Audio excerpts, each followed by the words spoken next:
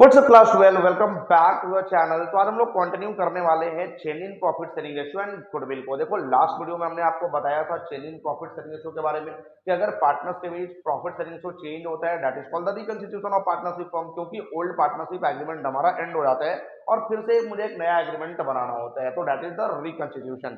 और उसके साथ साथ हमने आपको बताया था गुडविल के बारे में, तो meaning and characteristics of goodwill हमने पढ़ लिया था लास्ट क्लास में।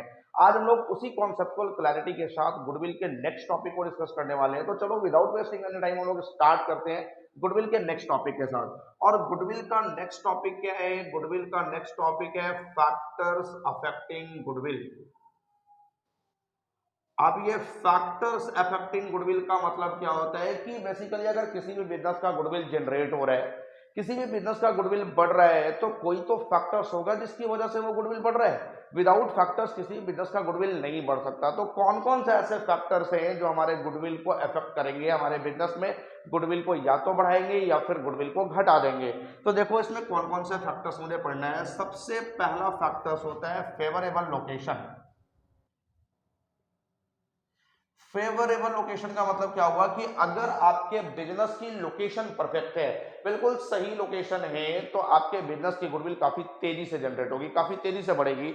बट अगर आपके बिजनेस का लोकेशन ही सही नहीं है तो फिर वहां पे गुडविल जनरेट होने में काफी टाइम लग जाएगा, या हो सकता है गुडविल जनरेट भी ना हो। आपकी क्वालिटी बहुत अच्छी है, आपके प्रोडक्ट्स की क्वालिटी काफी अच्छी है, लेकिन लोकेशन सही नहीं है, तो उस केस में आपके गुडविल में जनरेट होने में काफी टाइम लगेगा, या हो सकता है गुडविल जनरेट भी ना हो। तो लोकेशन सबसे पहला फैक्टर से किसी भी बिजनेस के गुडविल को अफेक्ट करता है लोकेशन। अगर फेवरेबल लोकेशन है, गुडविल तेजी से इंक्रीज करेगा।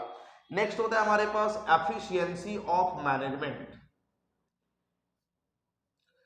अब ये एफिशिएंसी ऑफ मैनेजमेंट क्या होता है? एफिशिएंसी ऑफ मैनेजमेंट का मतलब कि आपका मैनेजमेंट कितने अच्छे से काम करता है। अगर आपका मैनेजमेंट सही से काम करता है, टाइम टू टाइम कस्टमर्स को सर्विस देता है, कस्टमर्स आपके सर्विस से सेटिस्फाइड होते हैं, तो कस्टमर्स बार बार आपके पास आएंगे, और बार बार अगर कस्टमर्स आपके पास आएंगे तो फिर आपकी गुडविल काफी तेजी से जनरेट होगी। बट अगर आप कस्टमर्स को सेटिस्फाइड नहीं कर पाते हो, टाइम टू टाइम कस्टमर्स को सर्विसेज नहीं दे पाते हो, कस्टमर वापस आपके पास नहीं आएगा, और जब कस्टमर ही नहीं आएगा तो फिर हमारा गुडविल कैसे जनरेट होगा? तो efficiency of management second factor है जो गुडविल को इफेक्ट करता है। अगर किसी बिजनेस का मैनेजमेंट का एफिशिएंसी बिल्कुल सही है, उसका गुडविल काफी तेजी से जनरेट होगा, और अगर एफिशिएंसी ऑफ मैनेजमेंट सही नहीं है, उसका गुडविल जनरेट नहीं हो पाएगा। नेक्स्ट है हमारे पास लॉन्गेविटी। लॉन्गेविटी का मतलब क्या होता है कि एक बिजनेस जितना लंबे समय तक चलेगा उतना ही ज्यादा उसका गुडविल जनरेट होगा। अगर बिजनेस शॉर्ट टर्म में बंद हो जाता है तो फिर उसका गुडविल कैसे बनेगा? भाई शॉर्ट टर्म में बिजनेस का गुडविल नहीं बनता। बिजनेस जितना लॉन्ग टर्म तक चलता है मार्केट में उसका रेपुटेशन उतना तेजी से बढ़ता है, उतना ही बढ़ता चला जाता है। तो longevity is the third factors which affect the goodwill. और लास्ट है हमारे पास क्वालिटी ऑफ द प्रोडक्ट।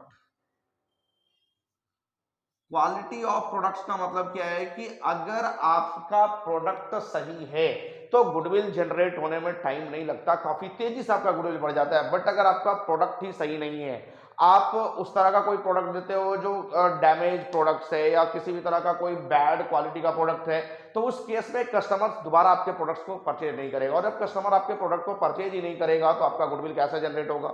तो क्वालिटी ऑफ प्रोडक्ट्स जो है उससे भी हमारा गुडविल जनरेट करता है। यह भी एक फैक्टर्स है जो हमारे गुडविल को अफेक्ट करता है। तो बेसिकली हमने चार फैक्टर्स पढ़े: favourable locations, efficiency of management, longevity and the quality of products. ये चारों मिलकर के हमारे गुडविल को अफेक्ट करते हैं, यानी ये चार फैक्टर्स हैं जो गुडविल को अफेक्ट करते हैं। तो ये हो गया फैक्टर्स अफेक्टिंग गुडविल। अब उसके बाद हमने पढ़ना है टाइप्स ऑफ गुडविल। अब ये टाइप्स ऑफ गुडविल का मतलब गुडविल कितने तरह का होता है। तो देखो बेसिकली जो हमने पढ़ना है हमारे सिलेबस में जो है वो दो टाइप्स ऑफ गुडविल होते हैं। और भी टाइप्स ऑफ गुडविल होते हैं लेकिन हमने दो पढ़ने हैं। एक पढ़ना है सेल्फ जनरेटेड गुडविल, और सेकंड हमने पढ़ना है परचेज गुडविल।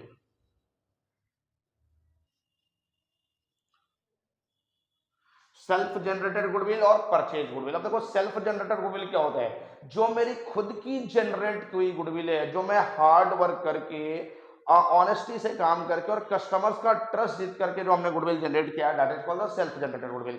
यानी ये मेरा खुद का जनरेट किया हुआ गुडविल है। और परचेज गुडविल, देखो नाम भी रखा हुआ है ना परचेज गुडविल, कि अगर आप किसी भी रनिंग बिजनेस को परचेज कर लेते हो तो वहां पे आपने उसके गुडविल को परचेज कर लिया, तो ये परचेज गुडविल हो गई। जैसे अभी फेसबुक ने इंस्टाग्राम को परचेज किया, तो इंस्टाग्राम की जो बनी बनाई हुई गुडविल थी वो किसकी हो गई? फेसबुक की हो गई, क्योंकि फेसबुक ने उसको परचेज कर लिया ना। तो इंस्टाग्राम की जो गुडविल हो गई वो फेसबुक की हो गई, तो वो परचेज गुडविल कहलाएगा। यानी किसी भी रनिंग बिजनेस को जब हम लोग परचेज कर लेते हैं तो उसकी जो गुडविल हो गई वो हमारी हो गई, तो वो गुडविल हमने परचेज करा पेमेंट करके, that is called the purchase goodwill. तो सेल्फ जनरेटेड गुडविल और purchase goodwill, there are two types of goodwill. अब ये जो सेल्फ जनरेटेड गुडविल होता है इसको हम लोग कभी भी अपने अकाउंट्स के बुक्स में रिकॉर्ड नहीं करते, याद रखना। Self generated goodwill not shown in the book, इसको हम लोग कभी भी अकाउंट्स के बुक्स में रिकॉर्ड नहीं करते हैं। लेकिन जो परचेज गुडविल होता है ये रिकॉर्डेड इन द बुक्स, ये हमेशा बुक्स में रिकॉर्डेड होता है। अब सर यहाँ पे कौन सा बुक्स में, मतलब बुक्स में किस साइड में रिकॉर्ड होता है? तो याद रखना गुडविल क्या होता है हमारे लिए? एसेट्स होता है, तो ये एसेट्स साइड में रिकॉर्ड हो जाता है। क्या याद रखना है कि सेल्फ जनरेटेड गुडविल कभी भी अकाउंट्स के बुक्स में रिकॉर्ड नहीं होता है, लेकिन जो परचेज गुडविल है वो अकाउंट्स के बुक्स में रिकॉर्ड होता है और वो एसेट साइड में रिकॉर्ड होता है, बैलेंस शीट में। अब यहाँ पे क्वेश्चन आता है कि सर ये सेल्फ जनरेटेड गुडविल अकाउंट्स के बुक्स में क्यों रिकॉर्ड नहीं करते? तो देखो बच्चों, ये क्या है कि बेसिकली सेल्फ जनरेटेड गुडविल हमने खुद से जनरेट किया हुआ है और हमारे खुद के गुडविल की वैल्यू निकाल पाना पॉसिबल नहीं है कि हमने कितना का गुडविल जनरेट किया है। और दूसरा कारण आप ये भी है कि जो आप खुद से गुडविल जनरेट करते हो उसका वैल्यू आप कैश में मेजर नहीं कर सकते हो, यहाँ पे कैश का कोई इन्वॉल्वमेंट नहीं होता है। तो आप ये लिख सकते हो नॉन मॉनेटरी ट्रांजेक्शन। ये नॉन मॉनेटरी ट्रांजेक्शन होने के कारण हम लोग इसको अकाउंट्स के बुक्स में रिकॉर्ड नहीं करते हैं। नॉन मॉनेटरी ट्रांजेक्शन क्यों है? क्योंकि हम लोग इसमें कैश का इन्वॉल्वमेंट नहीं करते हैं, कैश नहीं आ रहा होता है ना कैश जा रहा होता है। तो non monetary transaction according to money measurement concept, हमने आपको पढ़ाया था क्लास 11 में, याद करो। मनी मेजरमेंट कॉन्सेप्ट क्या है कि money those transactions will be recorded in the books of accounts which can be measured in the form of money. जिसको हम लोग मनी के टर्म्स में मेजर कर सकते हैं बस उसी को अकाउंट्स के बुक्स में रिकॉर्ड करना है, जिसको मनी के टर्म में मेजर नहीं कर सकते उसको अकाउंट्स के बुक्स में रिकॉर्ड नहीं करना। तो ये सेल्फ जनरेटेड गुडविल, इसमें कैश का कोई इन्वॉल्वमेंट नहीं हो रहा है, मनी के टर्म में हम लोग इसको मेजर नहीं कर पा रहे हैं, इसलिए इसको अकाउंट्स के बुक्स में रिकॉर्ड नहीं करेंगे। क्यों रिकॉर्ड नहीं करेंगे? मैंने बताया आपको कि ये नॉन मॉनेटरी ट्रांजेक्शन है। नॉन मॉनेटरी ट्रांजेक्शन वो ट्रांजेक्शन होते हैं जिसमें कैश का कोई इन्वॉल्वमेंट नहीं होता है। लेकिन ये जो परचेज गुडविल है, ये परचेज गुडविल को हम लोग अकाउंट्स के बुक्स में रिकॉर्ड करते हैं। क्यों रिकॉर्ड करते हैं? क्योंकि इसका वैल्यू हम लोग कैश में मेजर कर पा रहे हैं। क्यों मेजर कर पा रहे हैं वो भी समझना। अब जैसे सपोज कि यहाँ पे आप किसी बिजनेस को खरीद रहे हो, यानी उसके गुडविल को खरीद रहे हो, तो सबसे पहले अगर मैं यहाँ पे वैल्यू निकालूं परचेज गुडविल की, तो कैसे निकालना है उसको समझना। परचेज गुडविल की वैल्यू निकालने के लिए सबसे पहले आप वैल्यू ऑफ बिजनेस निकाल लो, या जिस फर्म को भी आप खरीद रहे हो उस फर्म का वैल्यू निकाल लो। तो फर्म का वैल्यू आप कैसे निकालते हो? फर्म का वैल्यू निकालने के लिए एसेट्स माइनस लायबिलिटी आप करते हो, एसेट्स में से आप लायबिलिटीज को माइनस करते हो तो फर्म का वैल्यू आ जाता है। अब सपोज कि जिस फर्म को आपने परचेज करा है उसके टोटल एसेट्स की वैल्यू थी 1 लाख रुपीज। टोटल एसेट्स की वैल्यू कितनी है? 1 लाख रुपीज। और उसके पास लायबिलिटी थे 60,000 रुपीज। लायबिलिटी थे इसके पास 60,000 रुपीज। तो वैल्यू ऑफ फर्म कितना आ गया? वैल्यू ऑफ फर्म आ गया 40,000 रुपीज, राइट। अब उसके बाद यहाँ पे जो इसका डिमांड है, यानी जो फॉर्म आप खरीद रहे हो उसका डिमांड क्या है? देखो डिमांड मैंने बताऊंगा, यहाँ पे परचेज कंसिडरेशन समझ लो कि जिस फर्म को आप परचेज कर रहे हो उसका परचेज कंसिडरेशन ये है 70,000। परचेज कंसिडरेशन कितना है? 70,000। यानी कि जिस फर्म को आप परचेज कर रहे हो उसका टोटल वैल्यू है 40,000, बट वो फर्म्स का जो ऑनर है, उस फर्म्स के जो पार्टनर्स हैं, वो बोल रहे हैं मुझे 70,000 चाहिए। तो यहाँ पे वो आपसे जितना एक्स्ट्रा ले रहे हैं, वो कितना एक्स्ट्रा ले रहे हैं? 30,000। तो ये 30,000 एक्स्ट्रा वो किस चीज का ले रहे हैं? यही तो हमारा गुडविल है। वो 30,000 एक्स्ट्रा ले रहे हैं तो वो गुडविल का ले रहे हैं। भैया मेरा फॉर्म का गुडविल बना हुआ है तो मेरे फॉर्म का वैल्यू भले ही 40,000 है, बट आप मुझे 70,000 दो। 30,000 मैं अपने बने बनाए हुए गुडविल का लूंगा। तो यहाँ पे जो 30,000 एक्स्ट्रा देकर के आपने इस बिजनेस को परचेज करा, इस 30,000 को ही हम लोग क्या बोलेंगे? गुडविल। ये हमारा परचेज गुडविल हो गया। तो इस तरीके से हम लोग निकालते हैं परचेज गुडविल का वैल्यू। क्लियर है? अब अगर सेल्फ जनरेटेड की वैल्यू मैं निकालूं, सेल्फ जनरेटेड की तो जनरली वैल्यू हम लोग निकाल ही नहीं सकते हैं, लेकिन अगर मैं निकालना चाहूं तो सेल्फ जनरेटेड की वैल्यू निकालने के लिए हमारे पास कुछ मेथड्स हैं। और ये कौन कौन से मेथड्स हैं? देखो, सबसे पहला मेथड है हमारे पास average profit method, average profit method. Second है हमारे पास weighted average profit method,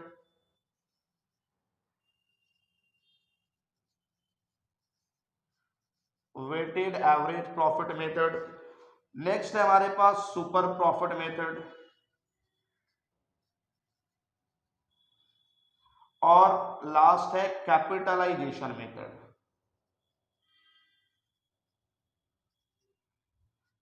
capitalisation method. तो ये अलग अलग मेथड्स दिए गए हैं। अगर सेल्फ जनरेटेड गुडविल की मुझे वैल्यू निकालनी है, इन सारे मेथड्स को मैं एक एक करके डिस्कस करूंगा आगे, बट अभी फिलहाल ये समझो कि अगर सेल्फ जनरेटेड गुडविल की वैल्यू निकालनी है तो उसके लिए हमारे पास 4 मेथड दिए गए हैं, average profit method, weighted average profit method, super profit method और कैपिटलाइजेशन मेथड्स। क्लियर हो गया?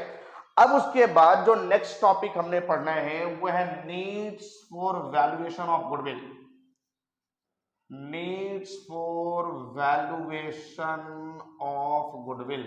यानी गुडविल के वैल्यूएशन की नीड कब कब होती है, कब कब मुझे एक पार्टनरशिप फॉर्म में गुडविल का वैल्यूएशन करना होता है। तो देखो, सबसे पहला नीड होता है at the time of change in profit sharing ratio, change in PSR, profit sharing ratio. यानी जब जब पार्टनर्स के बीच प्रॉफिट शेयरिंग रेशियो चेंज होगा तब तब मुझे गुडविल के वैल्यूएशंस का नीड होगा।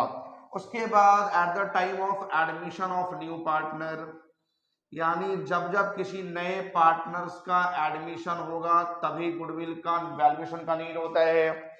Eight the time of retirement और डेथ, रिटायरमेंट या डेथ ऑफ पार्टनर, जब जब कोई पार्टनर्स फॉर्म से रिटायर करेगा या किसी पार्टनर्स का फॉर्म में डेथ होगा तो गुडविल की वैल्यूएशंस की नीड होती है।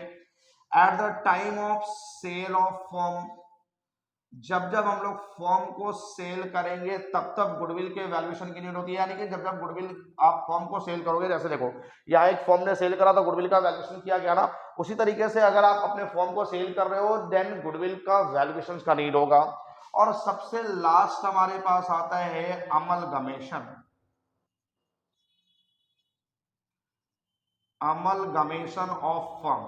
यानी जब जब आप फॉर्म को अमलगमेट करोगे, अमलगमेशन क्या था ये मैंने कल के वीडियो में बताया था ना, कि दो पार्टनरशिप फॉर्म एक साथ जब मर्ज कर जाता है तो उसको हम लोग अमलगमेशन बोलते हैं। तो जब जब पार्टनरशिप फॉर्म का अमलगमेशन होगा, वो एक दूसरे के साथ अमलगमेट करेगा तो भी गुडविल के वैल्यूएशंस की नीड होगी। तो ये 5 ऐसे केसेस होते, सॉरी 6 ऐसे केसेस होते हैं, change in profit sharing ratio, admission of new partner, sale of firm, retirement और डेथ ऑफ पार्टनर्स और अमलगमेशन ऑफ फॉर्म। इन 6 केसेस में गुडविल के वैल्यूएशंस की नीड होती है। तो आई होप कि जितना भी टॉपिक हमने गुडविल से रिलेटेड कराया, ये गुडविल के सारे थ्योरेटिकल पार्ट थे, आपके सारे कॉन्सेप्ट क्लियर होंगे। अगर किसी भी तरह का कोई डाउट रह जाता है तो आप कमेंट सेक्शन में मैसेज करो, इमीडिएटली आपके डाउट्स को पूरा किया जाएगा। अब नेक्स्ट वीडियो में हमने क्या देखना है, नेक्स्ट वीडियो में हमने ये वाला पार्ट देखना है कि सेल्फ जनरेटेड गुडविल को जो वैल्यूड करना है उसके लिए जो मेथड्स हमने दिए गए हैं, इस मेथड्स को किस तरीके से एप्लीकेबल करना है और किस तरीके से सारे मेथड्स में अलग अलग तरीके से हम लोग गुडविल फाइंड आउट करेंगे। तो इस मेथड्स को एक एक करके हम लोग नेक्स्ट वीडियो में देखेंगे कि कौन से मेथड से गुडविल कैसे कैलकुलेट किया जाता है, सेल्फ जनरेटेड गुडविल। क्लियर है? तो आप इसका प्रॉपर नोट्स बनाओ और बिजनेस में, सॉरी, आपके बुक्स में जितने भी क्वेश्चंस हैं बेसिकली उन सारे क्वेश्चंस को करना स्टार्ट करो। कुछ कुछ क्वेश्चंस आपके सॉल्व होते जाएंगे जो थ्योरेटिकल पार्ट वाले क्वेश्चन है। अभी हमने कोई भी न्यूमेरिकल पार्ट वाला क्वेश्चंस नहीं बताया है गुडविल का, केवल थ्योरेटिकल पार्ट वाले हमने पूरा का पूरा पोर्शन को कंप्लीट करा है। तो जितने भी थ्योरेटिकल पार्ट वाले क्वेश्चंस हैं आप उनको कंप्लीट करो और उसके बाद आप नेक्स्ट वीडियो में इसका न्यूमेरिकल वाला पार्ट भी कर पाओगे। Thank you.